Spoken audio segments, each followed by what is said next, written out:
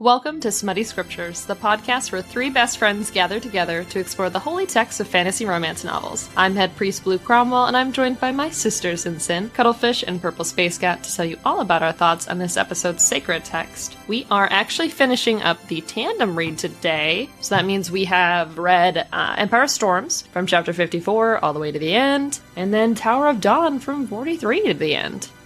So this marks the end of our massive tandem read. I will not miss reading one chapter in a book, having to put it down, and then picking up the other book to read another chapter, and vice versa. I do think it's interesting to read them together, but I will not be missing having to carry around these two huge-ass books with me. No. We were supposed to carry them around?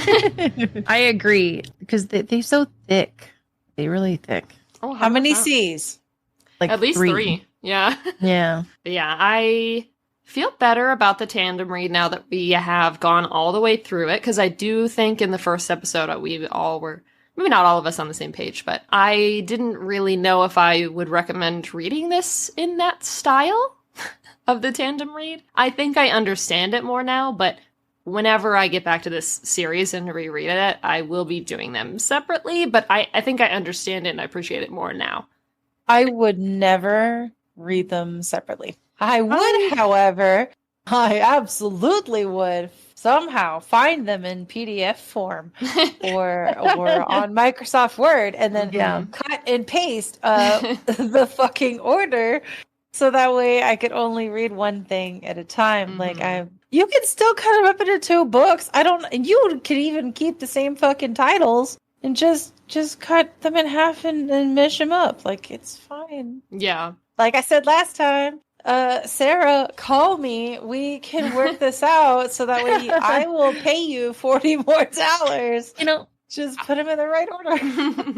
I don't mind the tandem read. I think the part that frustrates me is just that they're so big. I think if you wanted to do the tandem read, it's best to go ahead and get your physical copies. But when you're doing the reading and when you're going through it, do it on Kindle.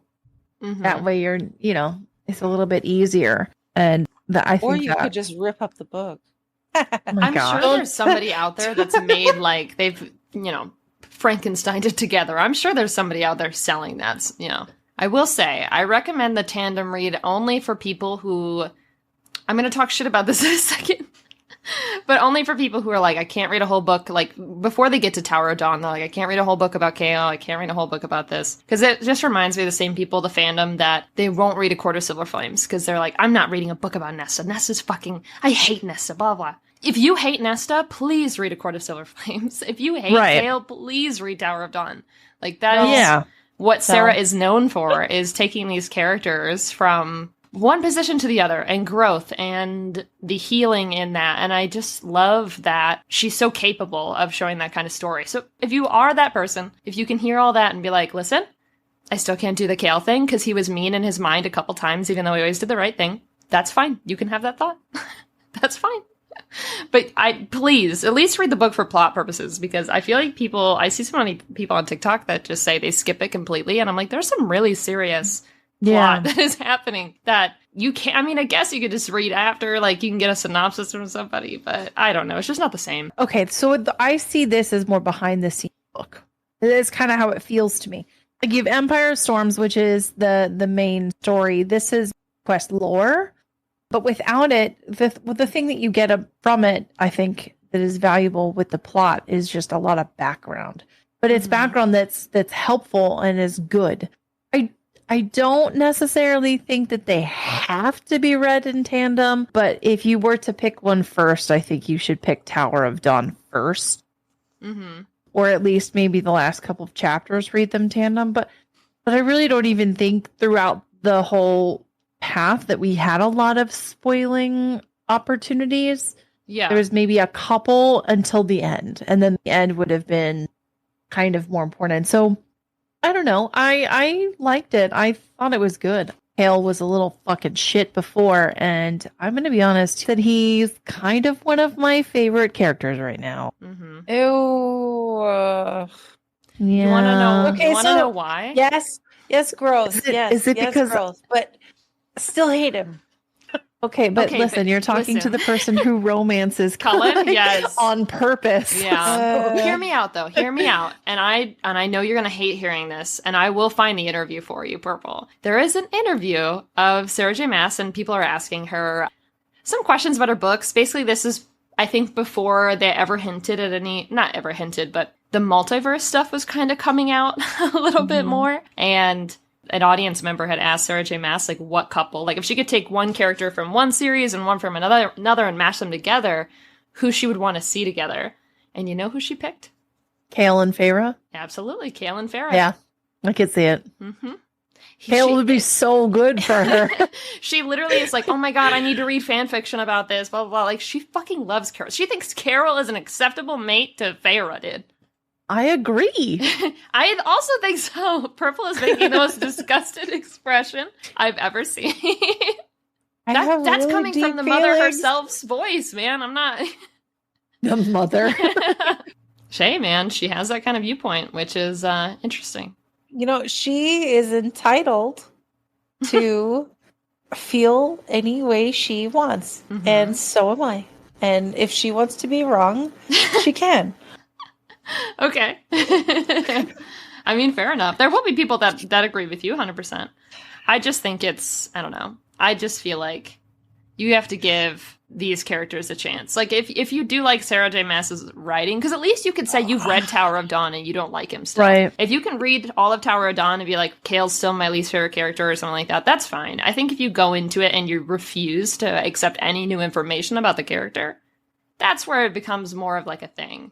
And that's what I see a lot on social media of like, I'll never like Nesta. Nesta's fucking trash because how she treated Farah. I'll never read her book, or Kale did this and blah, blah, and I'll never forgive him. And like, no, it's not that. I just don't like him. When I think of Carol, the feelings that I have, I consider him to be sort of like the frat boy who got hit with a whole bunch of life really fast and had to grow up and like, okay, well now he's a lawyer and he's like, okay, well, like I was kind of a dick a little bit, but like, I mean, I was young and like, and like now he's not as stupid, but I still am like, you should maybe not do those things. And he's like, yeah, but like,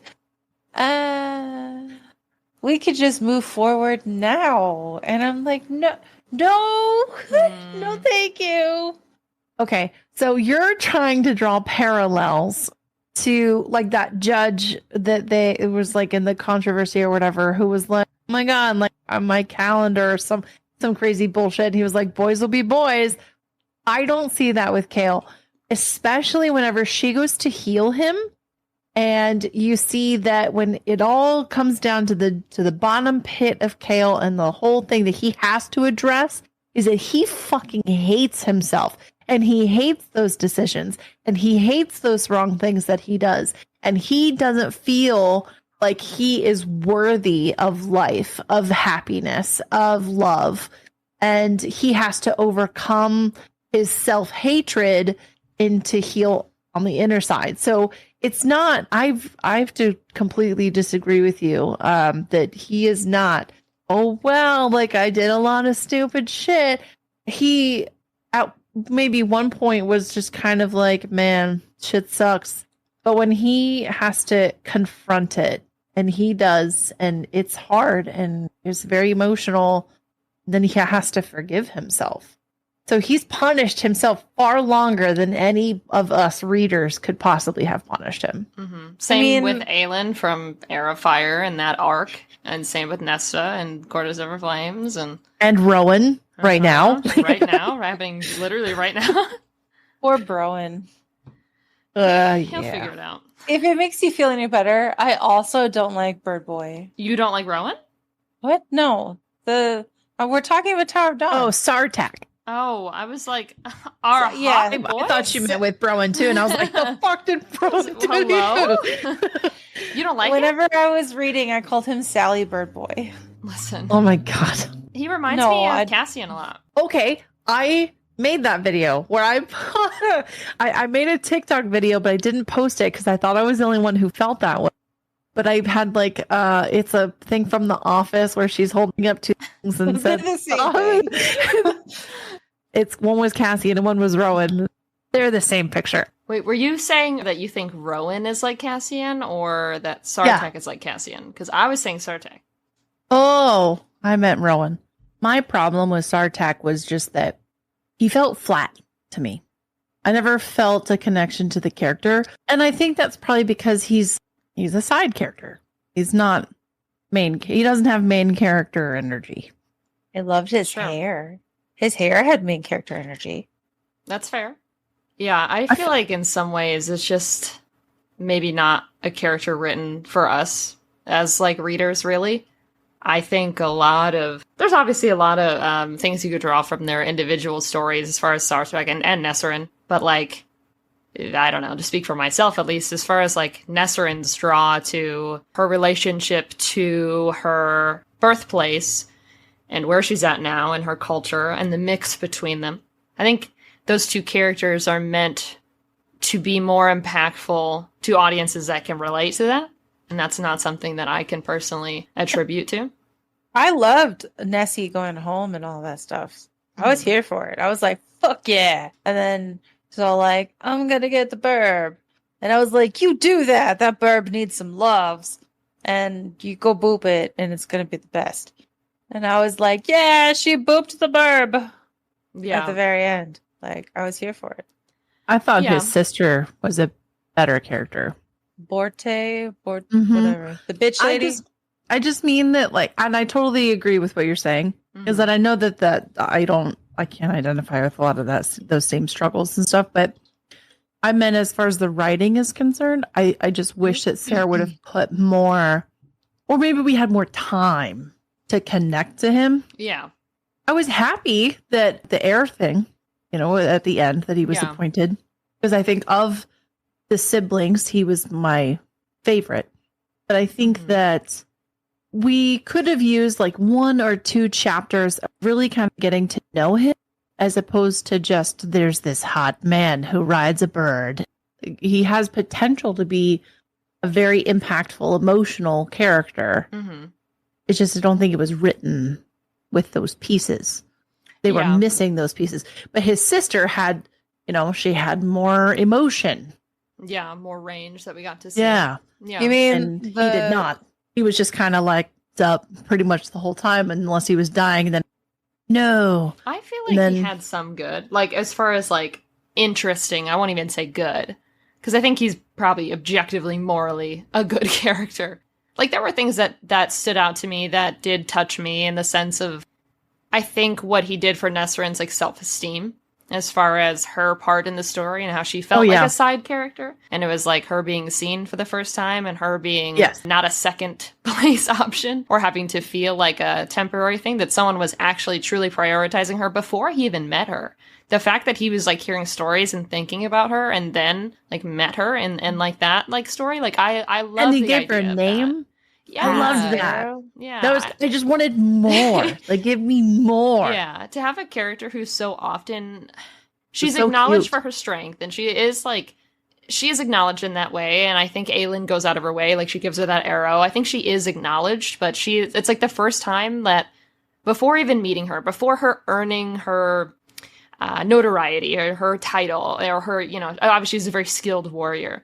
Obviously, he's hearing stories about that. But before even seeing her, he's already obsessed. Which I just think is great. And how he, like, prayed that she would go on this journey with him. And the pushing with, like, getting the bird and all that. And even the fact that, like, he helped her find her parents. Like, that's the sweetest fucking gesture. That's probably the nicest gift we've seen from any of the couples so far, as like we've seen Sam give like the music sheets and stuff like that. We've seen like some really cool gifting moments and some really touching like acts of service. We've seen some stuff, but that takes the fucking cake. Nesrin has our fucking parents back, bro. Because this dude's always out, he made sure to like use his power and connections like to help her, and he never ever like used that to his advantage. Like, he was such a normal and well-adjusted person instead of being the least traumatized of us all. Yeah, so I think maybe in some ways he I'm not going to sit here and say he's like my favorite and like, oh my God, he's the most interesting. No, but I think that diving into the text, he's probably one of the best options. He's probably so one kind. of the least traumatized, most stable. Yeah, like I love Lorcan because he's mentally ill. Sartak is like a nice, they went normal. to therapy. That's what I'm saying. So Sartak's like nice and well adjusted and like really like down to earth, and that's like what Nesserin needs. I need a little crazy. And that's on me. That's not on Sarah. Like, that's on my crazy ass needing to relate. Like, first of all. But I agree in some ways, but I'm really happy with that couple. I wouldn't say they're my favorite couple of this section, though, totally, but. I think the Burbs are really great. Are they your favorite couple? They're my favorite couple. Okay. I mean, of this section, I really love Rowan and Aelin. I love Rowan. I fell in love with him a little bit more this time. Rowan. I want Browan. What's my Browan? Yeah, now I'm thinking. I'm trying to figure out which one is my favorite. And I think I'm really going to have, and I feel like such a loser saying this, but I really have to say that it's Kale and Irene. Yeah. It's good. I really do. It's unfortunately good. It's healing. It's got a little sexual tension. It's really what did it for me was the end. Mm-hmm. When she, gave the thing and it bound them together, which, okay, cool, whatever. We just created the fate bond or whatever, the mate bond. Yeah. But I think it was that his being able to walk is linked directly to her power. And that they're going, like, it's a really well-written physical manifestation of how much they need each other. Mm-hmm. And I thought that was really interesting. But when both of them, when Kale's like, look, it's totally fine. Like, it's fine. I'm not any less of a man because of the chair. And like, you taught me all this stuff about myself, and just total acceptance of their situation, not looking at it as, because I feel sometimes like when characters get in books and movies a backhanded gift, I guess you could say, from a god or something like that they look at it like it's a curse, and then that they have to move to where it's a gift. Or a gift, yeah. Right. And I love the fact that we had done that the opposite. So they got the gift after they already knew that it was a gift, which was a switch from the order that is, and I think it really made me go, oh my God, to the two of them more. Yeah. Because I really just feel like they were meant for each other, and they truly are there for each other. And it's not the greater than life Vice Rowan and Aelin all the time. And it seems more feasible. It seems more like realistic, tangible, relatable. Yeah. Did either of you guys draw a parallel between Rhys and Feyre? And Kale and Irene? Yeah, because of the whole you die, I die.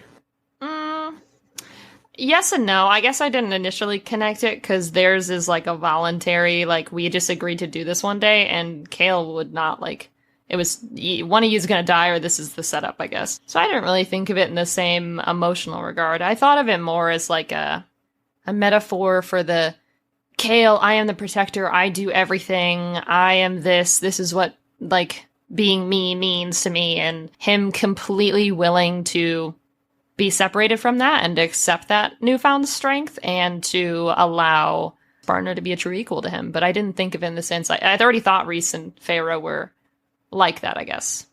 I'm actually mad at Rhys and Feyre for having that bond. I hate that. It's so stupid to me. I love the part at the end, though, where Fiza had said that it's not so much about you worrying about when you're going to die, but now you have to go out and worry about whether or not your death is going to hurt the one you love. Mm-hmm. And I was like, oh, yes, for them, that's beautiful. Yeah. Yeah, I'm kind of living for them. I would say, couple-wise, though, I really liked... Well, I have kind of a split answer, I guess. I know we're kind of jumping ahead here with this, but I liked Rowan and Aelin. Obviously, Rowan really with nothing, no power to his name except to go and ask questions and beg, basically, to very much turn the tides of war for a second there, to go on to and speak with his family and win them over with his heart, which is why Aelin loves him. I think that was a really beautiful moment. Side note, because two couples got married this side of the books. Can we talk about how, so Rowan and Aelin are married. I love the scene of him being, where is my wife? Love that. Yes, and I love that too. Irene and Kale married. So that means that Dorian didn't get to see either of his best friends' weddings. And I have thought about that. I have thought about that since I closed this fucking book, dude. I was sitting there like, Dorian, those are his two best friends in the world, dude. And they both got married without him. Like, Dorian's on the ship with Aelin, bro. They're there together. Like, I get it. Kale and Irene are on the other side of the world right now. That's fine. I mean, I'm sure, like, would have been nice to, like, wait. Like, you guys already have a fate bond. You can buy rings later. Like, let people see you. But that's fine. But Dorian's there with them, and they're like, the only people that saw were Adian and Lysandra. And I was like, Dorian's right there. Invite him, bro. What do you mean? Like, it's your best friend. But whatever. I was so upset about that. And this is actually the controversial take that I was going to say. I'm going to say something, and I'm only going to say it once. Oh, boy. And I'm not going to say... Okay, I'm going to start with saying I don't dislike Rowan. I don't. I love him. I think he's great. I think he's a good person. I think I like him and Aelin together. I like what they bring out in each other. I'm glad that we finally have confirmation they're mates. I like all of it. But a little tiny piece of me will have always rooted for Dorian from the start. Because I loved their banter and their notes back and forth and their books and then trading those back and forth. And the fact he says, Kale, like, you can't pick and choose what parts of her to love. Like, he's the first person to fully accept her for who she is. And I'm just like, oh no. Like, I'll always fucking root for them. And I like Manon. Obviously, Dorian and Manon are like an interesting pair. And I'm very happy to get to know them as a couple too. But part of me will always be like, damn, what if? So that's my hot take of this episode, is that I'll always be a little bit sad. Just the banter. I was rereading the notes that they sent back and forth to each other, and I was like, And the fact that, like, even, like, stupid little stuff. Like, I know we made a joke out of it because it was about feet, okay? But the strangely intimate line. She uses that. The only other time Sarah uses that in the text is to describe a moment between Selena and Sam. And she describes it as strangely intimate. And then she describes one moment with Dorian and her as strangely intimate. And, like, just little things like that I'm like, God fucking damn it. Sarah!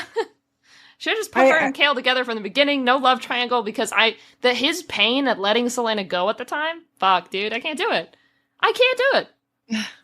I don't hate that. I feel that Dorian and Selena Gomez would have been really great together if the world hadn't intervened, and if she had never like fully came into her power. If you kind of like nerfed her some with the power stuffs, obviously not like lighting everything on fire, right? So like you nerfed her with that, and you like took some of that trauma away, so she wasn't as dark. See, I feel like they would have been really great friends. I feel like their friendship would have blossomed really nicely into like a mid-burn romance. That would have been all right. Friends but to it lovers. wouldn't be super deep. And I feel like having put the character through hell multiple times, I feel like you and then you're basically exaggerating like everything about her. You have to have a bigger than life person with just the same amount of horrific shit in order to have them even briefly relate to each other. And I think after Dorian was tortured and then let free, I feel like he swung too far the opposite direction. So like he was way over here with like the yay, but like life's not that hard. I'm a prince. And then he was just like, oh well, we need you more over here. And then he's like, said, over full here. Send. I hate everything. I wish I was dead. And we're all like, no. He went straight from like golden retriever all the way to like hella goth boy, like a swing, and we're like, whoa, that's a lot. you know who would really like your Good Charlotte and Limp Bizkit music? Manon. Oh my god. Why don't you go hang out over there? Because she lives in that camp too. Sorta. So like you guys would share same taste in music. Just and all the black. Yep. Just so much of the color. Okay, black. but hear me out. I get that they match, but the idea of like Dorian in that darkness next to Aelin's light? Come on, dude. So good. But it would no, if you have darkness next to light, the light just kills the darkness. It's balance because it chases away all of the shadow. That's the whole point of light. I think they were personality-wise very compatible when they were like young kids in the beginning.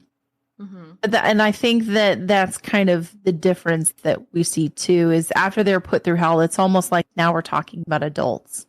And I don't think situationally they've been great together, given the life that both of them had led as children. I don't think that socially it would have been a great idea. And I don't think that they would have lasted very long had they stayed together. As adults, though, I think they're too far apart. And I think too much has happened that neither one of them are the kid versions of themselves. So I think that banter, no matter what, I think it's gone.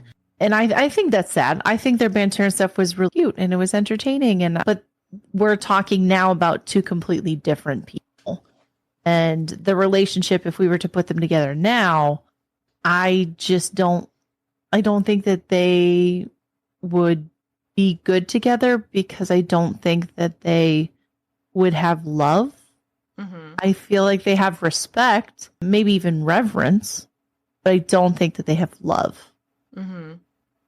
Do you really think, okay, because I feel like this with Manon. I love Manon, and I like their sexual tension. Do you guys see them as a couple that will, like, do you see the potential of, like, love? I'm not saying it has to be mates or anything like that, because, I don't know, if Sarah says they're rare and then everyone gets one, I don't know, but that's fine. But I almost, like, I get a lot of, like, lust in their first interaction of, like, you know, I mean, there's always something to be said about the fact that Manon was so hot that Dorian snapped out of demon possessions to fucking talk to her. I love that. But a lot of their relationship to me is like a lot of lust and a lot of that. And I just don't. Now, obviously, we have a whole other book, so I'm not sure if Sarah will elaborate on this. But like, I find it hard to imagine the two like in love. I agree. I think that's going to be one of the things. And I think Manon's going to change. I think he's going to lighten Manon a little bit. And I think he's going to probably warm up a little bit too. But I think Manon's going to be the one who changes the most in their relationship. Now, them together politically would be interesting because you've got two ends of this big continent, essentially, if they take back the wastes. And I don't know. I would be very interested in how, when all of this is said and done, because we're assuming that it's going to have a happy ending, that I would be very interested in seeing how all of these different countries and areas are going to interact with their royalty now. The only one there's two really that we messed with too much. You have, Melisande that was just overtaken. Well, isn't Fenharrow in? Yeah, it's like a little town. Yeah. No, it's like a little area inside the other one. Please hold as we consult the maps in our secret text. So Eelway, no, it's a country. Yeah, right. She's from Belhaven in Fenharrow. So we haven't really talked so much about. We have not met Melisande at all, but we know that we just, they took them over and stuff. But we were meeting adjacent. Yeah, because they had like a weird little like, hey, let's throw a party, but not really. And we had Nehemia, but other than that, we haven't really met with any. Maybe that's Kingdom of Ash. I don't know. and then Fenhair. So it's really just these southern 3 countries, and everything else we've kind of been there. I would just be really interested in seeing how, Ardalan and Terrasen and the Waste and Briarcliff and how all of this is politically going to settle. Yeah. Because we have so many rulers, hanging out. You've got, which by the way, can we just talk for just a second about the great reveal with Det from the Assassin Arrow thing? I forget what her name was. What was her name? Ansel? Yeah. Mm-hmm. Ansel coming back with the fucking army and shit. I mean, I knew we were going there, but I didn't know all the things. Yeah. I actually picked Ansel for one of like my favorite characters of this section because I loved that she was aware that Selena shot at 21 minutes instead of 20 minutes. And I love that reveal. I don't know. I guess every time Sarah does it, I'm like, yes. I love when a character is revealed that they went to Endovir to try to get Selena out. I think that's awesome. I loved that so much. Ansel was like, I was on my way and you got out and I had to turn back around. And I was like, oh my God, I love Ansel for that. But just her loyalty with that life debt and her awareness and her gratefulness with that. And then, I love it. She's like, yeah, no, I was halfway there. I was like, okay, Ansel, that's fine. You might as well. That she was also shocked about it. Mm-hmm. Because she didn't know. Because it's not very often our girl gets shocked now. Yeah. I would love to know where all of this fucking critical thinking came from. wait. I have a perfect quote for this. Oh my God. Is it the Dorian one of other people can solve things too? I fucking me too. And I was like, oh, I miss their banter. I miss that. Oh, that made me giggle so hard. I really was like, solved the damn thing. I feel like that's like Sarah finding, like I almost imagine her writing that part of the book, getting there, and she's like, how does Aelin figure this out? And then they're like, maybe Aelin doesn't figure it out. And then they have to figure out a way. And then they're talking to themselves, and they're like, how is Aelin going to accept that? That's not going to go well. Like, she's almost like reasoning with her own characters in a way of like, oh, well, she's not going to accept that unless it comes from certain people. It can't be Rowan. He's doing this. I have an idea. Like, it's almost like she would never overwrite her character to act in the way that she wanted her to. Sarah finds a way to make the plot agreeable to Aelin's personality. And I just thought that was very fun and interesting. Now, since you brought up the mirror, Mm-hmm. I have a hot take. Oh, okay. I think my least favorite character, including Maeve. Wow, okay. Is it still Nahimi and Nina? No. Bro. My least favorite character is Aelin. I'm angry at Aelin. Why? Aelin, in my opinion, is making some really shitty decisions. I understand the reasoning that she's providing, but I don't think that it's good enough. I feel like we should be past the point where we don't trust our team and we want to do it all ourselves. Agreed. We should be beyond that. And I feel like we've grown, but we're still making the same stupid childish decisions. You have collected all of these wonderful, amazing people that you specifically wanted, and these people are not stupid. They're not without their own specializations. And you don't trust them enough to work with them. You want to do everything on your own. And then she's the chosen one who's going to die and leave all of them stranded. And then they have this weird backup plan, which makes me very uncomfortable. Yeah. And not to say anything, don't even tell Rowan that that's no longer her. If my husband had said something similar to that and was like, hey, I'm dead, but like you can fuck my friend who looks like me, like, oh my God. Yeah. I hate it. I hate it all. And she knew it, and she didn't say anything, and she let them get married, and she was accepting of unprotected sex. And I feel like that's horrible, because if that was the case, then she knew that there was a risk of pregnancy and that she was going to die.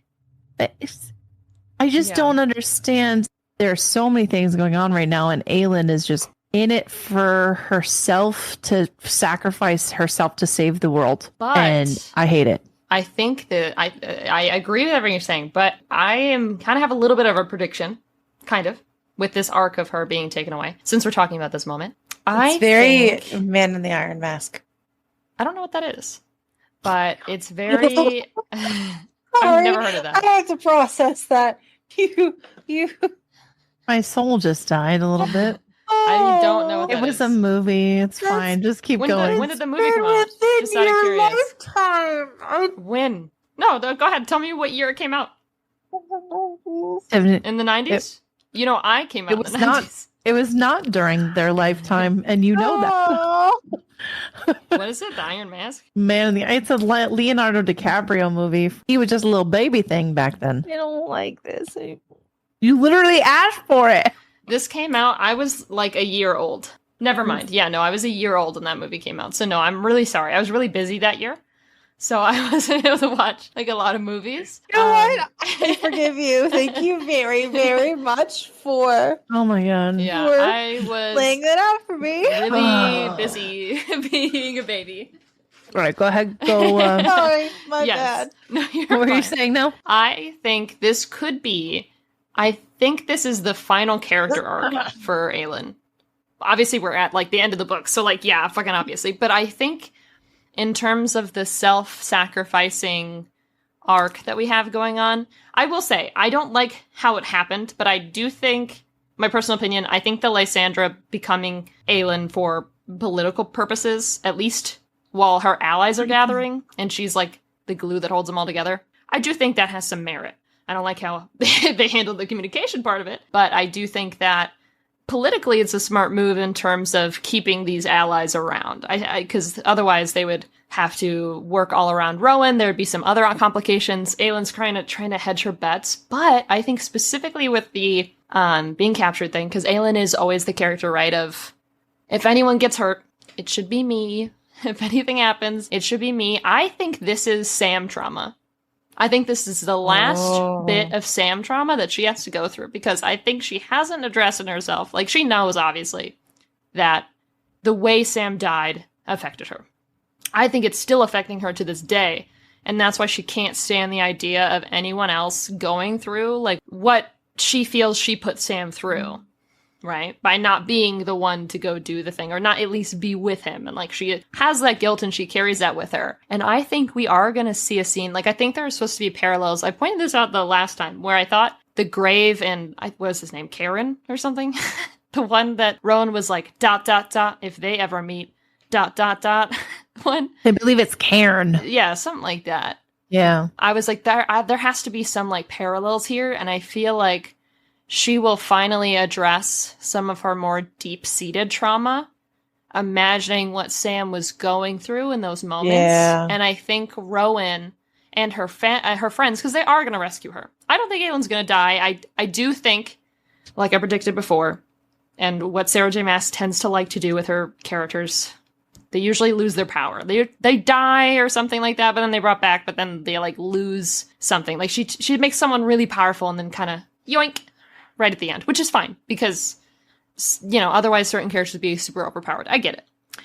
So I do think that's going to happen. But I think that there will be a moment. I would really like to see her have some reflections, maybe even delusions or dreams about Sam in those settings. And then I think part of the healing will be imagining Sam like helping her in that scenario, or like not helping her, I guess, but in Releasing the way her of from her guilt. Yes.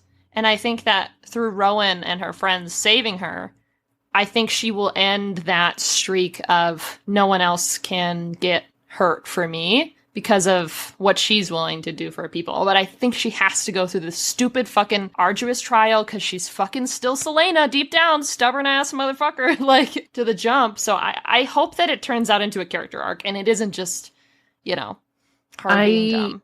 I just can't get over the fact that I just feel so betrayed for Rowan.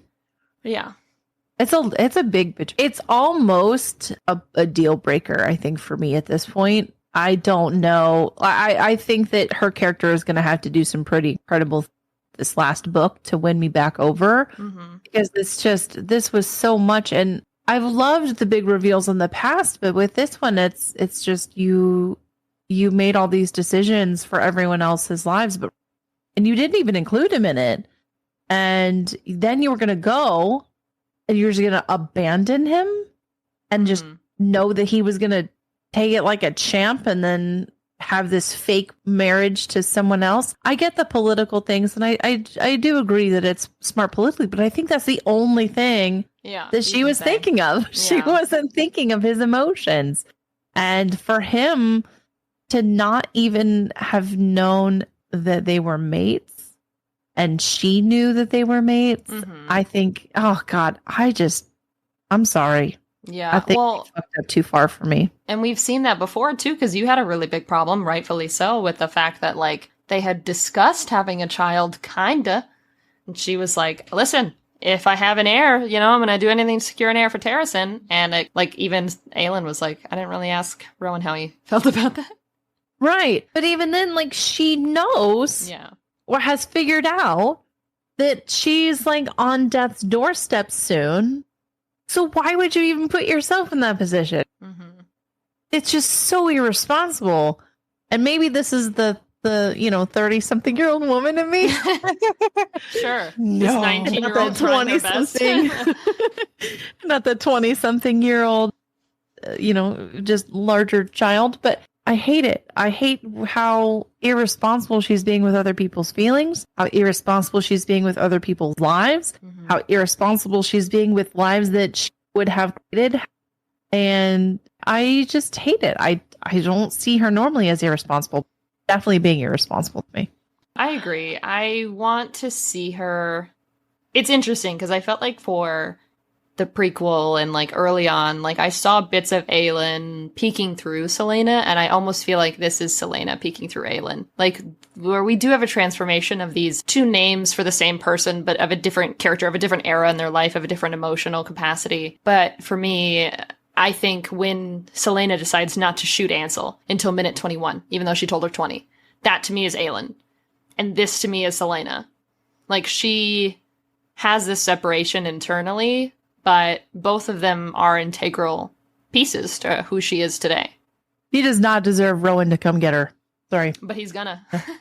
I know he's going to. But he's gonna. She doesn't deserve it. If I was there, I'd be like, no, bro, don't. Yeah, she said, bitch, I'm royalty. I will say, though, another one of my favorite moments, at least, was as soon as they brought out that fucking whip on the beach, I was like, fuck, dude. Like, Rowan knows this is a huge trigger. She's obviously been affected by that. Even just the idea, like, because Rowan says at one point, like, about, like, whipping and lashing, whatever. She's very triggered by it, rightfully so. We know a lot of things that have happened to her that would cause that reaction. And for her to go into such quick thinking with Manon as far as getting the stones or the keys away from Maeve, but then the refusing to cry out, like, even though her back is fucking decimated, that's Aelin to me. That's Aelin, and that's strength, and that's for a character that has always been, that specifically has always been an issue for, and who has not experienced this type of lack of control or physical pain really in a long time. It's just a very, very brave way to go.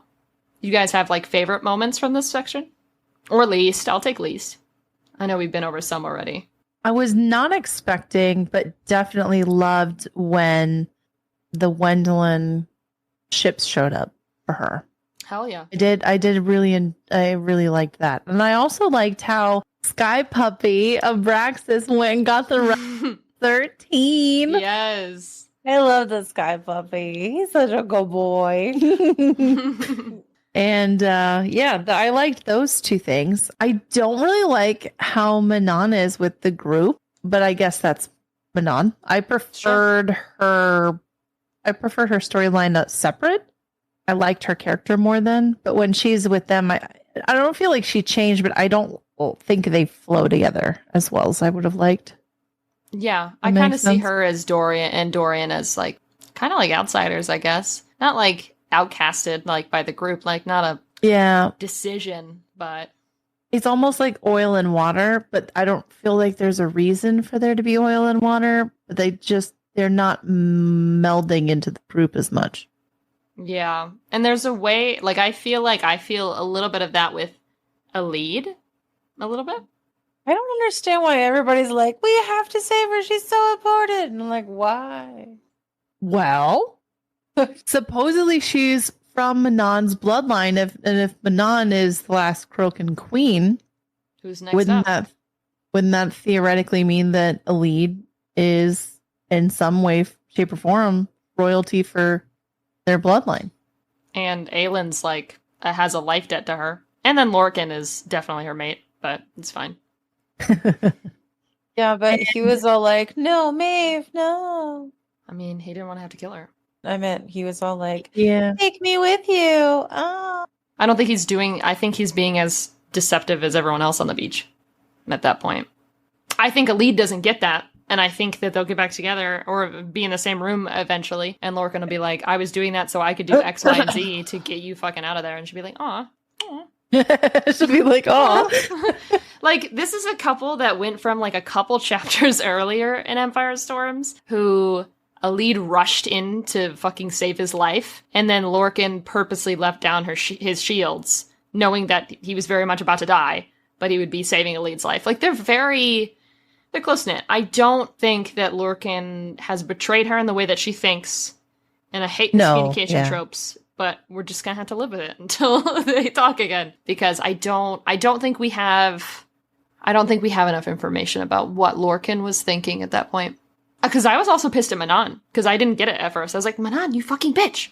Save Aelin! Like, what do you mean? And then she's like, oh my god, I had to, like, save the keys. And I was like, I guess, okay, like, fine, I forgive you. But it took me, I was pissed. Same. And Aelin, I was like, yeah, you're rightfully pissed. Manon's sitting there. Lorcan obviously is magically willed into a hold person spell, basically. So he can't do anything. And Manon's like, damn, that's crazy over there. I'm like, Manon, please. Yeah, I'm like, bro, please, dog. Come on. So I should have given more trust to Manon on that scene, and I feel like I'm going to preemptively give some trust to Lorcan. If I'm wrong, I'm just going to say I'm wrong, whenever we finish the series. But I just don't think, from what they have gone through, it broke my fucking heart, dude, when he said I wanted to go to, what was it, Pernath for you, or with you? Whatever her country or whatever it's called. City. Yeah. Like, oh my god, bitch, what the fuck?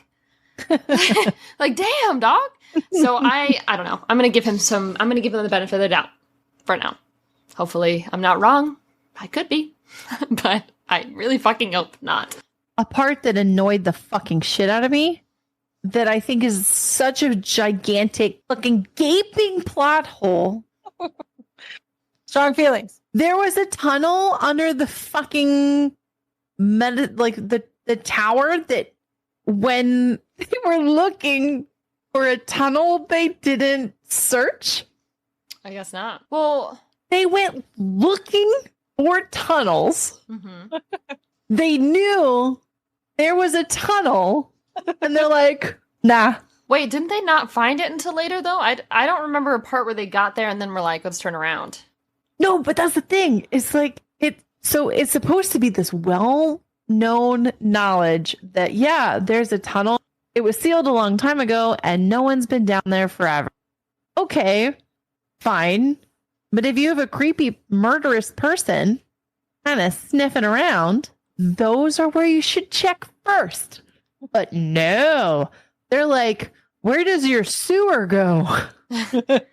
Well, wasn't that kind of like the same thing with the castle, though? And Throne of Glass and Crown of Midnight and all that? Like, when they said that there was a that there was a tunnel under the tower, it was an effort not to throw the damn book. Like, are you fucking kidding me? Weren't you looking for one of those? Yeah. I have a really big complaint. Mm-hmm. Also in Tower of Dawn, at the end, whenever Nessie's parents get brought back and everybody, or dad and sister, whatever, and they're all like, yay! I'm like, no. Who has the dog?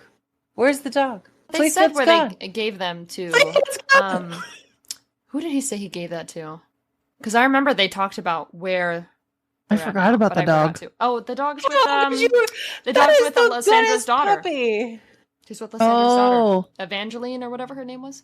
Oh, Yeah, she's not with them. I thought they still had the puppy. They had them, and then they sent her and I think it was Evangeline. I don't know. Oh, I remember that. Yeah, never mind. Yeah, but whenever I read that, I forgot about Evangeline having the dog. So I was like, you motherfuckers! Is she not going to come back? Are we not going to talk about her anymore? The doggy? No, the daughter lady. Well, obviously. Oh, I don't care about her. I want the dog. Bruh. I mean, she has to get brought back eventually because Lysandra's gonna want her in her like fucking castle or whatever. But we'll see. Where's she at? Who gets the gold underneath? I think the kingdom, the new heir, I guess. You know. Yeah. I love that. I think my favorite part. Okay, little controversial. Don't hate me. My favorite part has to do with Carol. Mm-hmm. My favorite part in reading these books thus far, in all of Tower of Dawn and all of Empire of Storms, my favorite part was that whenever they were returning on the ship, Carol brought the couch with them. Oh, wow! I thought you were going to talk about the realization with the note. Yeah, that was good too. But like the couch, though. Listen, because he said he wanted to get her a home, and he was gonna base it around the couch. Mm-hmm. I was like, all right, I fuck with that shit. He said, "This is our couch. Put it on the boat, boys. So load her up." A bachelor keeping a ratty piece of furniture. Yes, that's what iconic. I fuck with this shit. That's so funny. Amazing. Just yes, that's just finger licking good. I don't know. I just loved it. Goofy. My least favorite is something that technically didn't even happen, which is why it's my least favorite. Like, I wish it was in the fucking book. I know I talked about Dorian missing both of these weddings. Why the fuck do I miss both of them? I have read so much Sarah J. Maas. She's like, oh my god, Feyre and Rhys got married last night. And I'm like, bitch, when? Like, and then she's like, oh my god, Aelin and Rowan are married. They got married yesterday. I'm like, you bitch, show me. And then she's like, also Kaelin and Irene are married. And I'm like, if you don't show me one of these fucking marriages, I'm gonna lose my fucking mind. It's okay. You almost saw one with tampon. Listen. I want to see a successful wedding from start to finish by Sarah J. Maas. I don't ask for much. I don't even care. Include it as a bonus chapter. But it would be gaudy, apparently. Listen. And you know whose wedding I'm also not going to see, but they hinted at? Nessa and Cassian. When can I see them? Show one of these to me. One. I don't ask for much. Like, it's they always get married in the dead of night, or no one's around, they have one witness. Sarah, let me witness it. Let me be the one. Like, I get you want to hide it. You're like, oh my god, these certain characters can't know about XYZ yet. And I'm like, well, why the fuck can't I? I've been here since the beginning. Like, what do you mean? Like, I so desperately want to fucking see. There's so much fan art of it, which is great. But I want to see, like, Rhys and Feyre. Like, I want to see their moment. I want to see the culmination of their love. Like, I understand there's got to be so much pressure for your characters, like, as far as their, like, wedding or their ceremony or something like that. I get it. But, like, dog, please, I just one time, just show me, like, a happy, like, a wedding ceremony or something. Just once. I have read over, like, we've read, like, 12 Sarah J. Maas books so far? I've not seen one wedding. And these are romance stories, mostly. I mean, they're fantasy and romance. I've watched 12. And they live together, they buy houses together, they have babies together. I know all of that. Though I'm also pissed about not seeing Feyre and Rhys, their pregnancy, and figuring that out for the first time, but whatever. Yeah. I just have a lot of, like, rage about the fact that I have yet to see any fucking characters get married. I am upsetty spaghetti because I want to see Abraxas try to talk to the 13 and come and rally them. Mm-hmm. I would love to know how Abraxas conveyed, the urgency and the trouble. My brain just goes to that one scene in How to Train Your Dragon. Oh my god. I went to, like, Courage the Cowardly Dog. And he's trying to, like, mime out everything that's happening. That's what I'm upset that I didn't get in these books. Yeah. Because if anything was supposed to be in them, you're going to tell me that Abraxas went and rallied the witch people who I'm not even sure that they have come around to the idea that they're sentient. And yet you're not going to tell me how this sky puppy rallied them and talked them into flying to go help people that they still think are their enemy. I think seeing Abraxas without Manon is cause enough to follow. I will say that. Astrid would see that and be like, I'm on my way. And Abraxas, I don't even think would have to try. He would just pop up on the horizon and she'd be like, all right, let's go. I think it would just be so much like, we gotta go find her. What? No, you two should never be separate. I need flower sniffing sign language. That's what I need. Okay. I'll write a letter to Sarah personally about it. Do it. But I'll be pissed if you get that scene before I get their wedding. I would get that scene before I know. Goofies. Is there anything that surprised you? As far as there was one small thing. As far as the surprise thing, there's one thing I don't really understand, and then there's one thing that I was like, oh, I didn't think of it that way. The whole the queen who was promised, but not to the world, to the gods for this game. Essentially, I was like, oh, that's an interesting, a little prophecy, fun. And then the surprise about the fact that the Valg immunity ring wasn't made by Mala, it was made by the healer goddess Silba. That was interesting. I don't know if they're gods. Yeah, I think they're just beings from other worlds. I think it's like a Superman kind of scenario. Which honestly is so many questions. Yeah. I have so many questions about that. Mm-hmm. I kind of just want Aelin to just give them all the finger and light them on fire and burn them. The gods. I want Aelin to destroy the gods. I think we can send them home. Nope. Okay. Destroy. All right. I think they will go home. Destroy. I need vengeance. We'll see. The part with the gods is so interesting to me because the way that they're all described is really because Sarah, we haven't really had her describe gods before now. So maybe it's like a Sarah thing. Yeah, but it wasn't really the same. That was more of absent deity. These are very much, I would almost argue, characters in the story. So yeah, every character is Empire of Storms, page 549, chapter 58. Lorcan, blessed by Hellas himself, Rowan had told him on that skiff ride to the Dead Islands, Hellas, god of death, who had traveled here with Aeneath, his consort, the hair on Dorian's arms rose. Scions, each of them touched by a different god, each of them subtly, quietly guided here. It wasn't coincidence. It couldn't be. And it's ridiculous to me, in the best of ways, that all of the people are indeed actually touched by different gods. And you've got all of these players that are here. But later on, when they have the mirror vision, because they number them. I thought that was interesting too, because I did catch that they referred to the three-faced goddess in one of those scenes too, and I was like, oh my gosh, wow, okay. Page 600, chapter 65. They had no forms. They were only figments of light and shadow, wind and rain, each an individual and yet part of one majority oneness. They were 12 ancient immortal figures. 12. Mm-hmm. I don't know how accurate that is. How many gods and goddesses have we talked about? We have the one for Elite, which is Aeneath. We have one for Lorcan, which is Hellas. We have Mala, Silba, right? Mm-hmm. Does Carol not get a god? No, Carol wasn't god touched. He's not a scion. I almost just a wonder dude. if he would be. I mean, Which one? When there's 12? I don't know. You got the three-faced goddess. So Lorcan, Elide, Manon, Aelin. Aelin had 2, though, didn't she? Deanna? Yeah, she was related to one, yeah. Oh, yeah, Deanna. Yeah. Oh, she's related to both of them. Yeah. The three-faced goddess, Deanna, Mala, Aeneath, Hellas, Silba. That's 6. Well, what about Browen? I don't know. They don't say anything. Well, Browen had a weird conversation with one, didn't he? Mm-hmm. And she was all like, what did she say? That was Mala. Was Mala.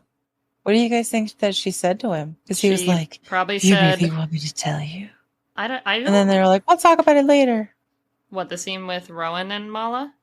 Well, no, that's what they said to each other. That's what Aelin was like, what did she say? And then Rowan was like, you really want me to tell you? And she's like, oh, yeah. On second thought, no, tell me later. And he's like, okay.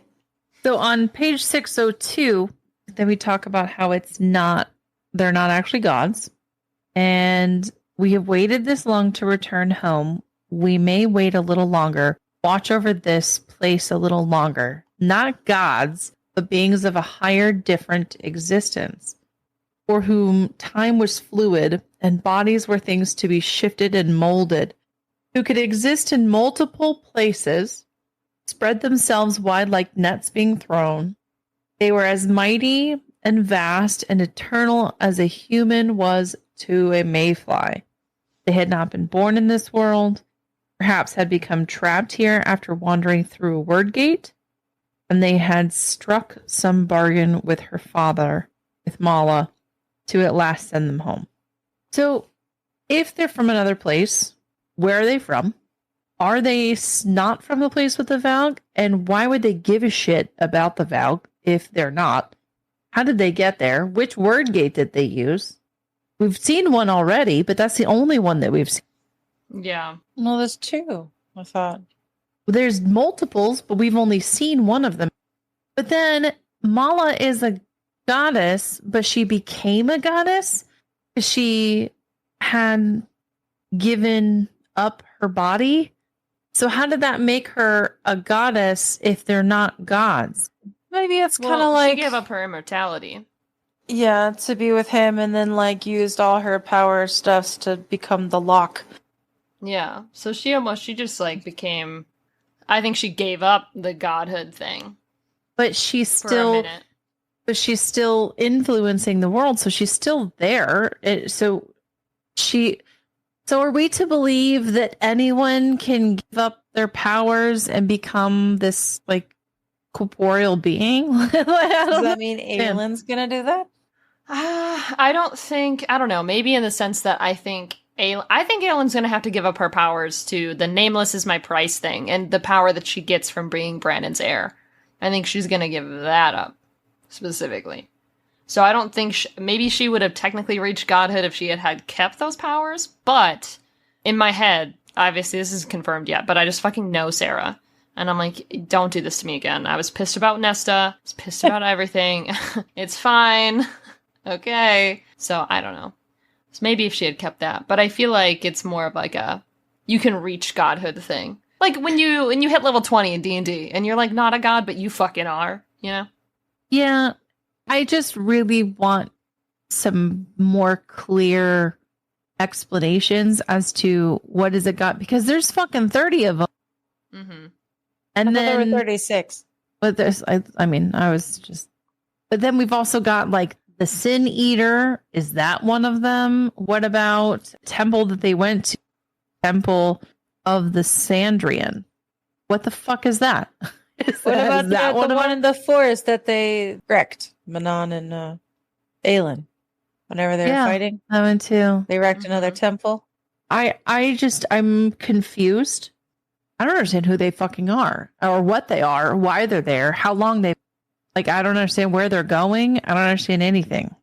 And I feel more confused about it now than I did before. Well, Kingdom of Ash, I'm sure we'll get some things tied up. Hopefully. I feel like if I had to, I don't know. I feel like Kale, he's got something. I don't know what it is yet. I almost feel like I could see Kale going well, I don't know. I guess I have two theories in my mind. Because we know, I don't know, did Anthel technically reach like a god status at some point? Who? He was the one that Maeve was dating but then didn't date, and his secret loyalty was with Silba the whole time. Because of the relationship between Silba's Bless Irene and then Kale. Maybe there's like a tie in there. I want to see someone like affected by like the Sin Eater, to be honest. Yeah. Otherwise, that whole thing was just pointless. Well, they figured out the truth about that. Well, wasn't Gavin? Yeah. Gavin was affected by the Sin Eater. Yeah, but I feel like that god, since we spent so much time on it, one of the main cast has to be like affected by him, I feel like. But I'm not sure yet. I'm just throwing out because we have a lot of unanswered questions in the terms of like Wouldn't it be godhood more stuff. like Fenris? Because of all of the people, Fenris seems to be the one cleaning up other people's messes, specifically his brother. Because I his would see more brother... Kale for the Sin Eater. I'd fucking find it. I just wish I knew more about them.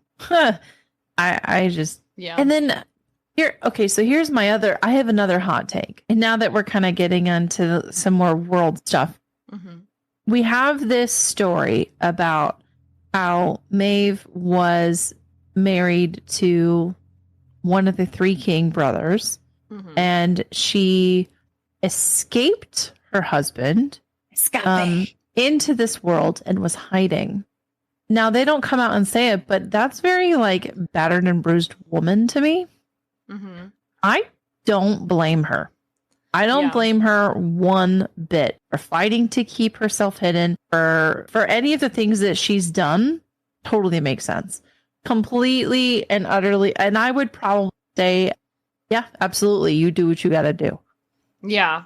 I'm sure we'll get more information of it because one thing that Sarah loves is to make you think about certain things about a character and then surprise. So that would be interesting. I wonder how that scene will go if they do get sent back. Do you think everyone knows that Maeve is there and that that's who Maeve is? No. I think so. I think they're going to smooch. But no, because he loves his brother. The spider chick said that he was super loyal to his brother and loved him the most. And he's just left over from when the three brothers came over. So the other two went back to their own little space thing. I don't know if we have all the information. Dead. I feel that's what the spider said. There could be something along the lines of, okay, maybe there isn't a romantic attraction, but because he loved his brother so much, of course he's going to take care of his brother's wife. Or it could be a thing of they're both fleeing him. And he played a loving brother and then fucking bounced and was like, I hate that fucker. If anyone gets to stay, it's me.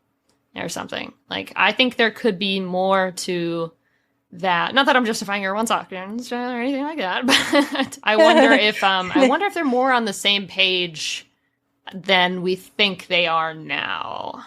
You know? A Valg prince he's a Valg prince, not a Valg king, I guess. Or maybe he is. But she's like really the only queen or princess around besides the spirit that was cast out of Duva. So what are we gonna do? You know? I don't understand how some of them are male, some of them are female, but they're all royalty, but they're not all related, but they're all related. But then the spider people are foot soldiers, but they're not dudes, only ladies, but then they're also not anything like any of the other ones. It just doesn't make any sense. Like, I get the Ilkin are like bastardized, they're like made, but like not the spider people.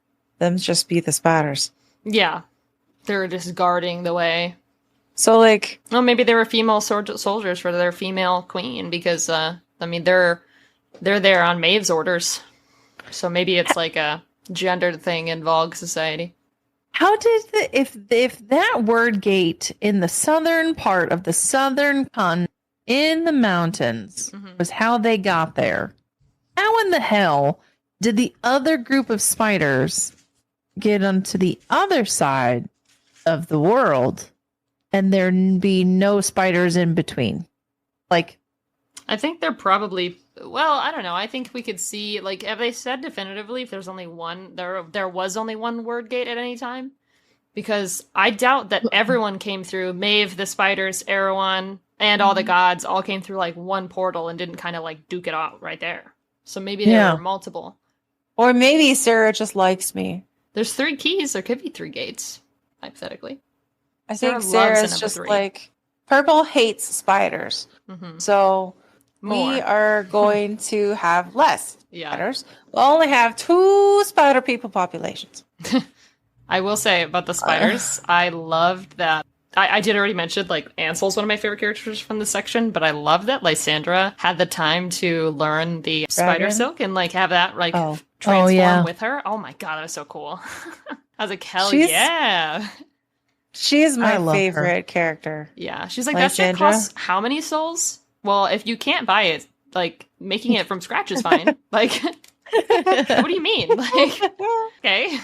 That reminds me of that meme where the lady's like, if you don't have any candles forged in the depths of hell, the one store-bought's fine. Exactly. So I did love that. Yeah. Lysandra's absolutely my favorite character just because she is so badass and just the lengths that she'll go to for her loyalty, even though I hate those lengths and they should not ever happen. Just the fact that she's willing to do that, I think, speaks so much of her friendship and alliance and loyalty to Aelin. I think that she has seriously grown so much. Yeah. And she's like Aelin's only confidant, really. She's the one that's more on the know than anybody fucking else ever. Yeah. And I think she's best being. My least favorite character has got to be anybody with 8 legs. It's just all of them. Okay, any spider. Yep. Don't like spider. All of them. Yep. Yeah. They suck. Decidedly so. That's fair. Also, I don't really like Lorcan. I love him. I like Lorcan. I'm a little confused by him right now, but that's okay. We don't have all the facts, y'all. Please. Lorcan I don't like Hussar. No, fuck that bitch. Yeah, she's kind of the worst. I kind of was hoping that this sounds really mean. I was kind of hoping that their whole sibling rivalry must kill the siblings to get the crown thing would happen and she would die. I like how it ended up now. But yeah, she was very not great a lot of the times. As far as her motivations and the way she definitely treated other characters. But remember when Irene fucking tossed her ass in the pool? And she almost died? She didn't almost die, unfortunately. No, Irene, because she was like, oh my god, that person could literally just say to kill me right now. Everyone's looking real suspicious. Hee hee hee. Good thing other people started laughing. You know? Like, damn. I thought you meant the Hussar almost died. I was like, well, no, that's she acted like it. Yes. Yeah, I'm not a big Hussar fan. Of the siblings, yeah, Sartek is probably my favorite of those, at least. Agreed. Yeah. But I don't know if I have like a standout for the least for this section personally. Mavis kind of being a little dummy right now, locking up my homie, R.I.P. Aelin, for 3 pages. But because Sarah loves to do that too. They're gone! Just surprise! They're back! I can see that happening too. Just kidding! Yeah, surprise! And I'm like, fucking Sarah, stop! I'm like crying while reading. I'm like, please, stop doing this to me! But so Mavis not being super cash money right now. Cash money? The kids still say that these days? No, I was using it ironically. Oh. Yeah. I knew that. I was. You were testing me, right? Yes. Right. Yeah. Yeah. You're welcome. Goofy. But yeah, I think that no one really has a standout. I know you mentioned Aelin, Cuddle. Do you have like a specific favorite? Favorite has got to be Irene, probably. Yeah, Irene. She's a baddie. You know what? I can't wrap my head around that. Kind of creeped me out with Irene. The way that she described the womb. Oh, I hate that word. Yeah. I don't know. It felt very...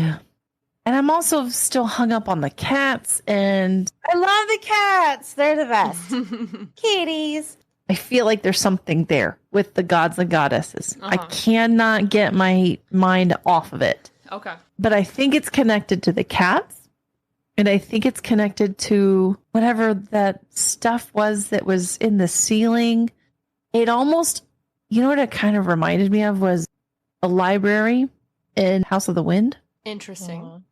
And how when you went down there, it had a feeling, and the feeling was alive. And that's because there was a thing down there. Right, fair enough. And that's what the womb felt like to me, was that something was alive there. And she's like, oh, yeah, because she's like, it heals us or whatever. How does it heal you? I don't understand. Look at the ceiling. I don't know what's going on. The bells are ringing. I don't know. Like, it's just something doesn't sit right with me. What, Irene's soaking in a moist womb of a god? I don't know. Ew. I said that like specifically to gross you out. That's strangely intimate. Oh no, dude. I just can't wrap my head around the womb and the way it's described and what it does and what it means when you put it in the context Rebirth, I guess, of what the gods are and who it's for and what it's. Yeah. I know it's like representative of these things, but I don't know. Does that make sense? What should I say? Yeah. I definitely get it's like definitely a thing to put a marker in and be like, what's going on here? I would say the cats could be something, because I don't remember the name or whatever, but I know they said there was like a god of like wild things or something. There might be one specifically for like animals or something, but that could be like another god, and that would probably be like if we're talking about the main cast being affected by gods, whoever that one is probably also affecting Lysandra. Oh yes, agreed. For wild things, I guess it could also be like Gabrielle and shit like that, but probably like more Lysandra. But I feel like there's a symbolism with her always, like her most like comfort form as a cat or a snow leopard or a form of a cat, and they're all cats in the library. I think there could be something there. I don't know, but I guess we'll see. I can definitely get behind the idea that the cats have something to do with the gods, because the entire time that they talk about the cats in the library, nobody ever, like at any point, ever mentions cat boxes. Well, they live and in a desert. Understand they live in a desert, but the cats live in the library. There's no sand in the library. They shit out scrolls. But she does also say, they were talking about the library in Aelin, and he's like, oh yeah, are there any bast cats there? Whenever Kale was saying that they're lucky that they found the word key books that they did, and that they must have been shielded by a god, and then Irene was like, maybe, were there any bast cats? And that right there links the cats to gods. Yeah. Not to mention the litter boxes. Right. I don't know. Maybe they get outside. Maybe they use the tunnels. I have a huge prediction. Yes. Okay. Oh, you're sitting up in the chair for this one. Let's go. The big ass fucking mirrors in the tower thingies that they're building. Yeah. Uh-huh. We thought that might be a thing that Aelin's power might be. You want to use it with shifted Irene? Through? What if it was Irene? I feel like her powers would be more like pointed. Yes. Well, I but mean, what if it was becomes like a laser? I guess that's pretty pointed. You imagine I how thought it people was a you can heal at magnifier. once. Yeah, because you just spread all that. It's like a mass cure wounds, but crazy range. That could be interesting. I wouldn't mind it tying into Manon's story, since it like has like witch mirror energy either. But there should be something. Tower of Dawn. Those are described as towers. Dawn is the time where her name Aelin's the is most Towers. It's also true. Much to think about. What about in overall theme? Now that we've finished the tandem read, we're about to go into the final book of the series. Has the theme changed for you guys? Anything that you picked up specifically with these books? Anything like that?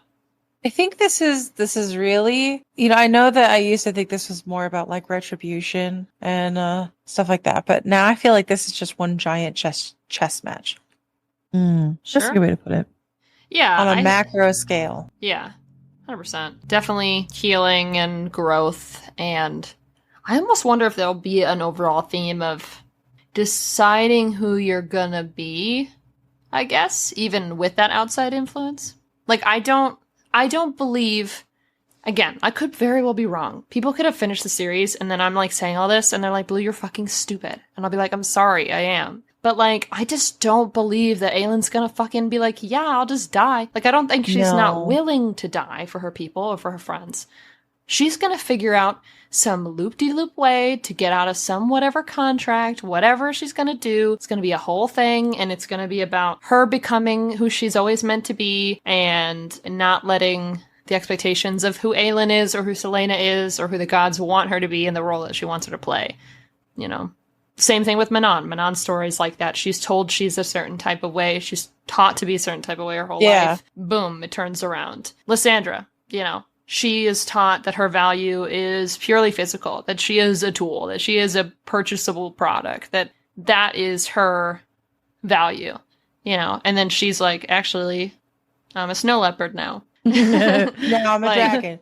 Now I'm like a weird snake thing. Now I'm a burb. Yeah. And she's now I'm a fly. Yeah, she can't be contained in that way. I think there's something about every single character. Like Kale is taught he is the heir for his family. He has to be a certain type of way, blah, blah, blah. He gives that up and he takes on another role of where he's told he's supposed to be a certain type of way. Have a certain level of honor and loyalty to certain things and a certain level of discipline and a certain level of willingness to go to violence, for example. All of these characters, every single one, Dorian, how he's taught to be and how he's forced into who his dad wants him to be by the Valg, like all of that stuff happening. I think there's a overarching theme of finding yourself maybe away from influences. And that's why the God stuff is so heavy right now. That would be cool if it tied together like that, at least. So that's half kind of a prediction, kind of an overall theme. Obviously, there's a lot of stuff of freedom and all that. Yeah, I agree. I think it's finding yourself, deciding who you're going to be, but also forgiveness. I think it's forgiving yourself. Yeah, letting yourself be different than how you used to be, like that kind of thing. Coming to terms with the fact that you are indeed fallible. Ew, gross, couldn't be me. Yeah, not me. No thanks. I think y'all are both wrong. The entire book series is all about the puppies in various forms that they are encountered and how amazing they are and need to be protected and loved above all else. Right. Because that's really what Aelin would want to die for, is for all the puppies. Sky puppies, the burbs for the sky puppies, the land puppies, the water puppies, just all the puppies. I love this face that you're giving me right now, even though I know you are not with me. You are not thinking about the puppies at all. You are seriously contemplating something else. There's serious business afoot. Did you have something else you wanted to add? So, completely different tangent. So, okay. There's something else that was bothering me too. Brannon is the one who had the magic, right? He was the fire dude. And of the Elena, right. Elena was his daughter. Mm-hmm. Uh-huh. And Aelin is descendant. Mm-hmm. The many greats. He, Empire of Storms, 622 to 623. Brandon built Elena's tomb with his own hands. Messages in there for Aelin. The riddles and the clues, the best he could offer to explain the truth while keeping those hidden from powers who would use them to rule to destroy. Then he made Mort, the metal for the door knocker gifted by Rhiannon, broken, who brushed a hand over the king's cheek before she left the tomb. Mm-hmm. So why would she need to give him the metal? Because it was magical metal. Where'd she get it from? From the last of the witch cities. Why did she touch his face? That's a pretty intimate gesture. Would you say it's strangely intimate? Oh my god. Sorry. I'm sorry. I'll rein in the chaos. She feels bad for him losing his daughter and is sad for him and is showing compassion because they are the good witchy people, not the bad witchy people. So I assume she has a heart. I don't know. Maybe there's something that she took that we don't know. I mean, it could be that they're close as well, hypothetically. Maybe they're just friendos. I also think maybe, if it's over his cheek, maybe she took a tear of his or something. So maybe he'd had to give up the water magic that was in their bloodline and traded it off for something like that. So they were bred into they mated with the Fae, right? The witches? The Valg. Okay. Oh, but the Croakan witches did mate with the Fae, yes. So it just depends on which type of witch. Which witch? Exactly. And wasn't the three-faced goddess is the one that... Yeah, that's probably the one that's all up in Manon's business. I'm kind of thinking about that since Sarah does like the thirds thing. I understand that it's, the maiden, the whatever one, and then the crone, and that's the 3. But also, you've got the good witch people, you've got the grumpy witch people. Yes, yes. Mm-hmm. And then you have Manon, who is both and neither. So that's 3 different types of witch people.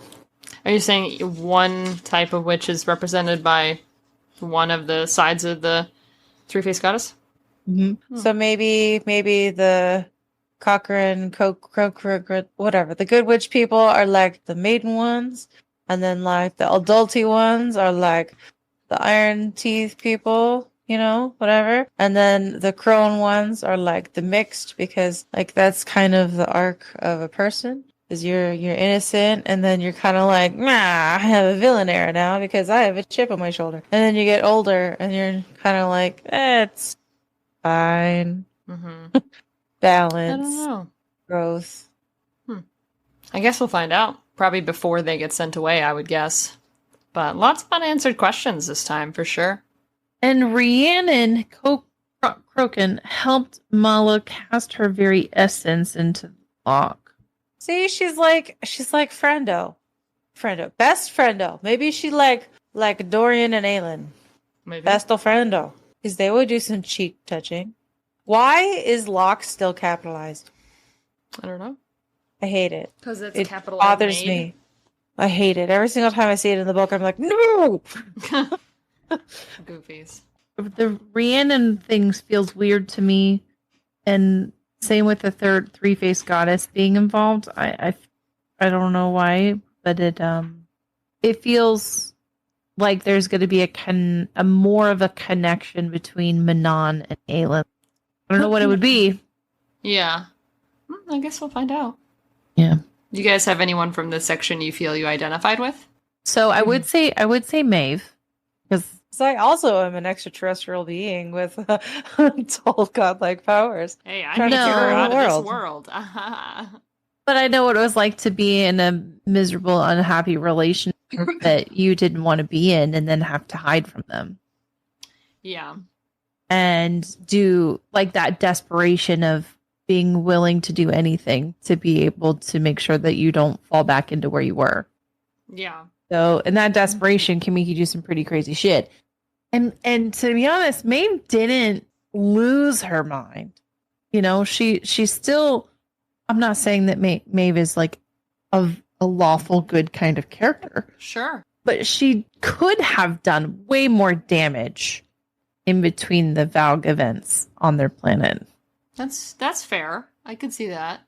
And she did essentially offer protection to the Fae that were there, probably in a forceful manner, but they're there and alive, and she didn't set out to continue to conquer, which she easily could have. Yeah. She is just always scared because her whole thing about like demi-fae, like how they weren't allowed in like certain cities and blah blah and all that. That's so because of Aelin. That's not even funny. The same person that was willing to make her fucking whole town out of rock so Aelin couldn't fucking burn it down. She said, "Don't let any fucking demi-fae into this country." Like, damn. Okay, go off. All because of fucking Aelin, dude. Damn, okay. But then she tried so hard to get Browen and Aelin to meet. How did Maeve know about the lock? Is she big brain?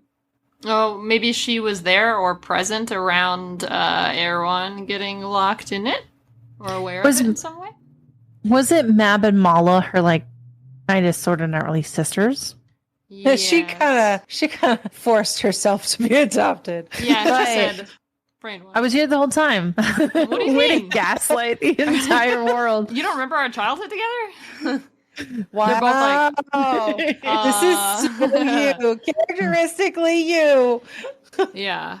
Do you think Maeve is one of the goddesses? No. I think if we're going with the idea that all of the gods or goddesses involved in the story are just beings from other worlds, then yeah, by default. I think it's very possible.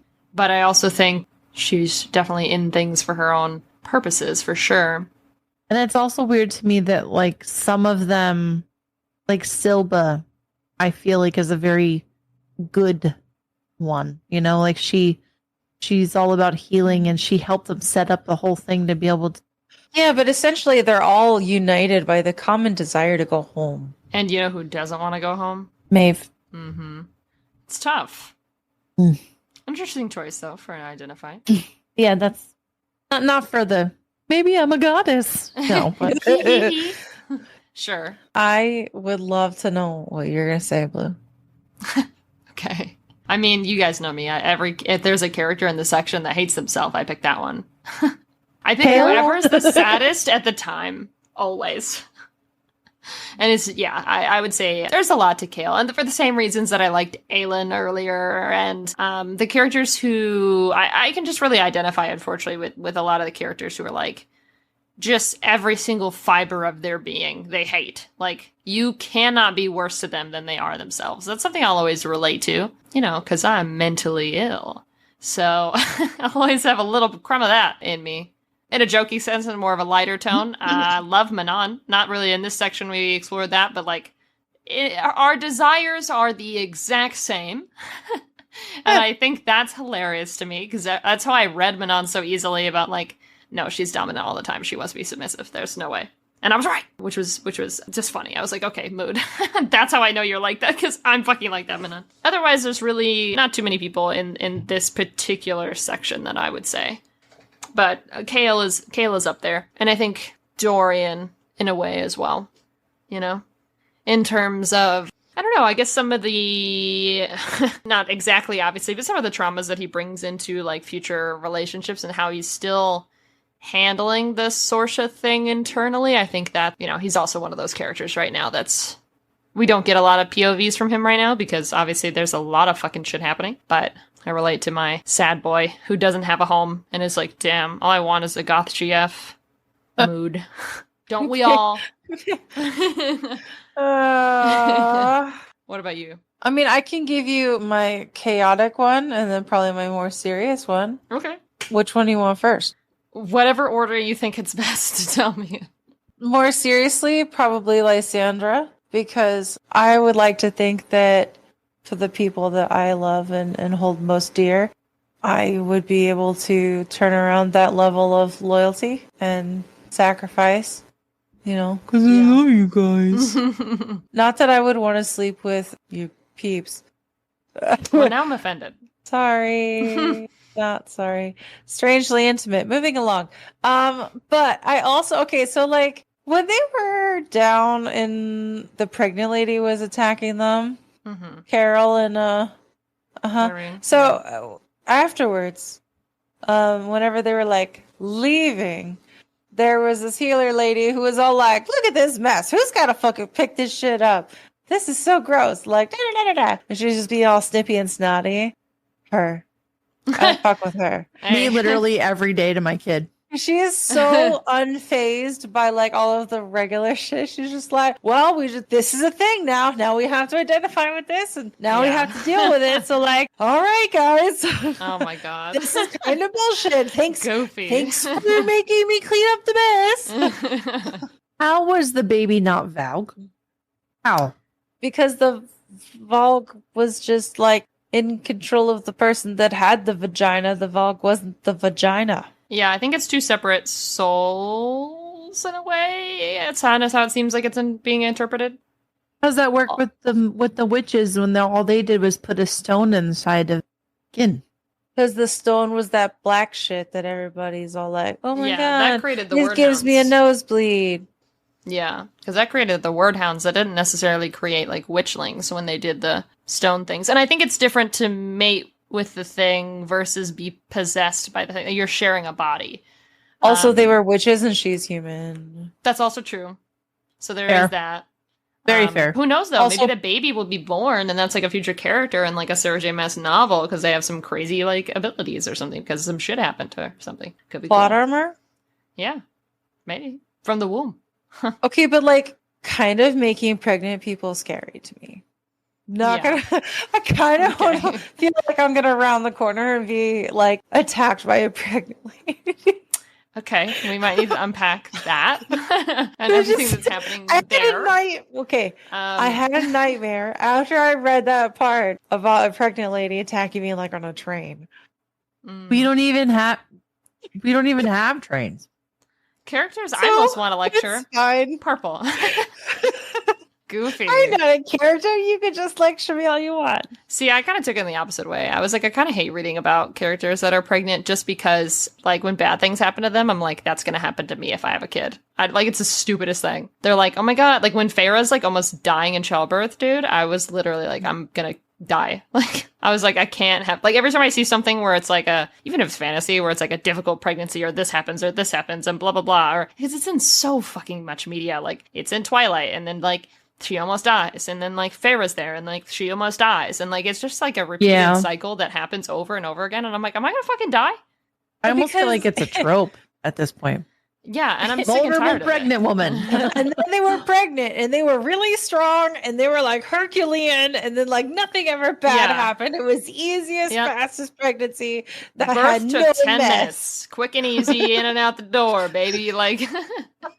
Yeah. Nobody would read that. Okay, well, like a couple people would probably read that book. Listen, I'm not saying there can't be struggle, but like, come on, dude. Dude, the way that Sarah's like, oh, I won't give you a wedding scene, but I will tell you about people being tortured and having kids and how awful birth is and this and blah, blah. And I'm like, fuck, dude. Okay, I get it. Like, damn.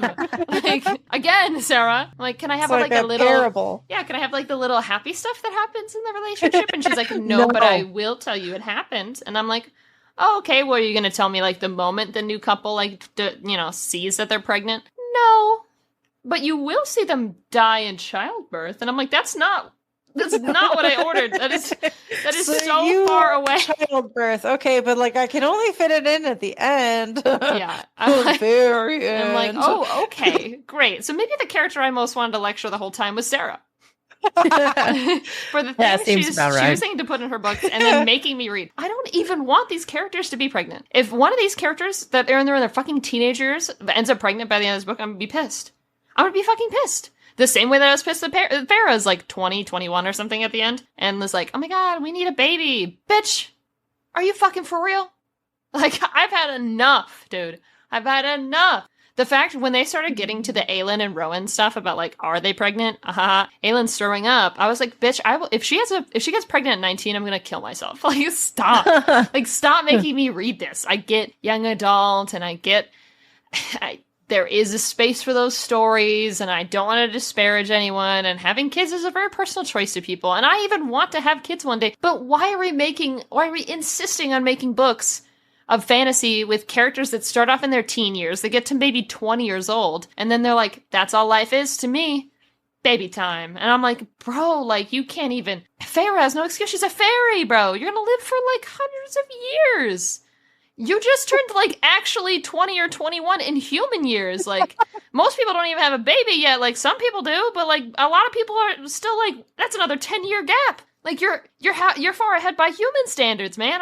You're like, this is like a child pregnancy as far as a fairy is concerned. Dude, what are you doing? Like, it's just, I can't. I'm gonna die. So, maybe the real character we most wanted to lecture was the authors we read along the way. Exactly. I've had enough. I've had enough. Personally, I've had enough. I would love it very much if I never picked up a book with pregnancy in it ever again. Just like give me a better warning, or make me feel like they're ready to have a baby. I'm sorry, I didn't feel like Farah and Reese are going to be beautiful parents. I love that for them. But nothing in me was like, yes, Farah, become a mom right now. Like, this is the person who, like, a year ago was like, oh my God, my bitch of a sister Nesta asking for new shoes, that greedy-ass bitch. And then you find out, like, she has fucking holes in her shoes and she's, like, having trouble walking around and shit. And I'm like, Farah, pay attention. Like, I know you've been through some shit, but you're gonna take care of a whole child right now? Right now, dog? Whatever, it's fine. God help the child when they ask for a new pair of shoes? She'd be like, you don't need them. The kid will be like, I taped them up like this morning. Like, what do you mean? Like, she might say that it's a strangely intimate request. Listen, I'm ending the podcast. It is too many strangely intimates. Do we have any further predictions for the last book? I've kind of been throwing mine out all session. Yeah. Today. I expect firmly to be absolutely obliterated. My emotions are going to be ripped apart, and I'm excited. Yeah. I think that Aelin may or may not die for like a few pages, but then she'll be okay. But then Aelin will not be as powerful as she is now. She's gonna get capped off, so to speak. And that's really all I got so far. As far as like stuff that I feel like very confident. There's been a couple of others that I've said, but I just don't feel like, because Aelin's Sarah's baby. That's a character that's been with her since Sarah was like 16 years old. Like, fair point. She's gonna kill her for what? 3 pages tops, even if that. Like, that character's been with her for like half her life. I don't fucking believe you that you'll kill them. I just don't. I'm sorry, I don't believe you, Sarah. I don't believe you. Maybe if I read these at the time and it had been, you know, a closer time range, I would have said that, but that's her fucking baby, bro. No way. No fucking way, dog. The only other, I don't have a prediction so much that we haven't talked about, but a request. If the book can just change itself so all of the spotter people get the dead, that would be nice. Fair enough. Thank you. This has been my TED Talk. Yeah, they got to go. Cuddle, do you have any predictions? Any ones we haven't mentioned yet? think we are going to Try? uninfest armies. Okay.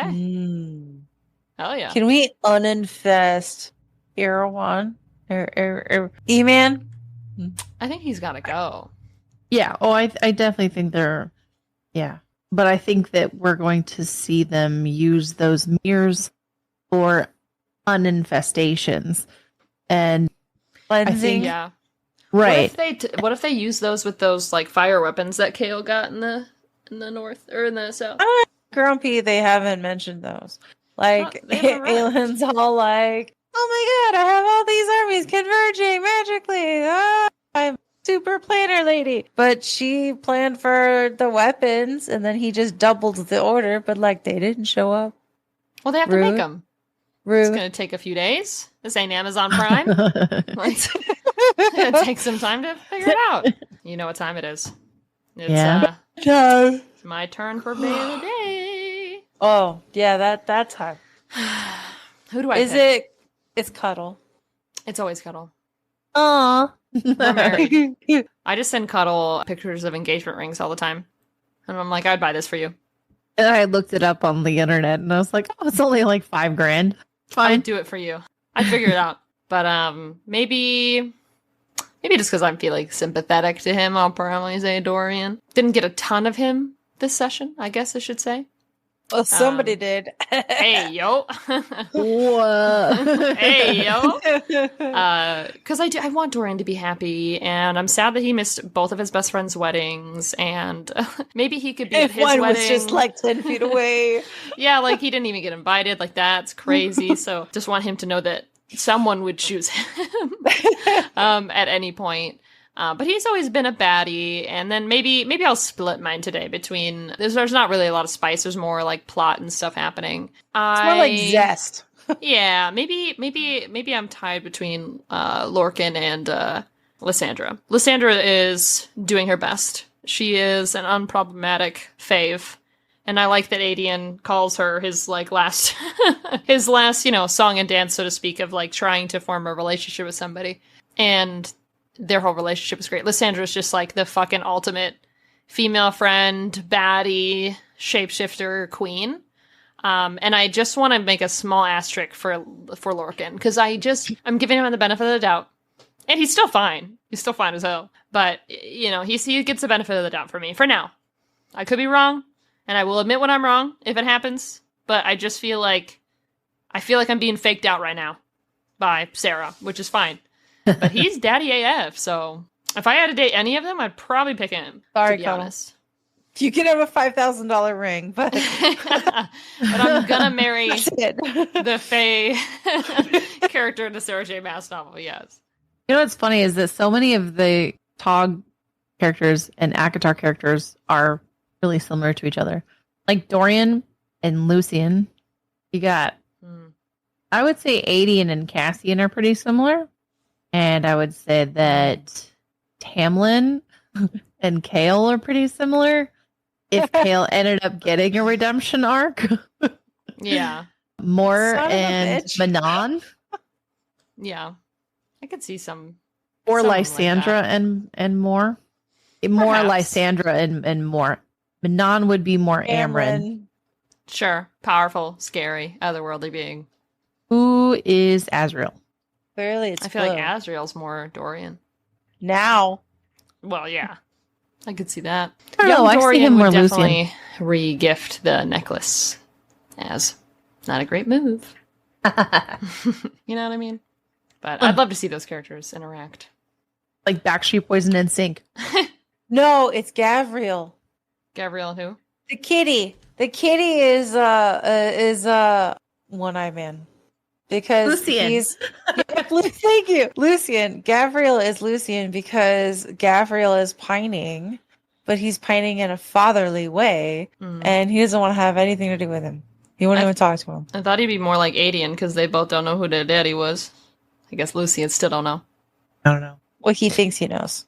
He thinks he knows. That's fair. He doesn't know, but he will have strong Right, but- suspicions soon, I'm sure. But that's a really big part of the arc, though, is that he is all like, Elaine, and Elaine's like, nah, please leave a message after the beep.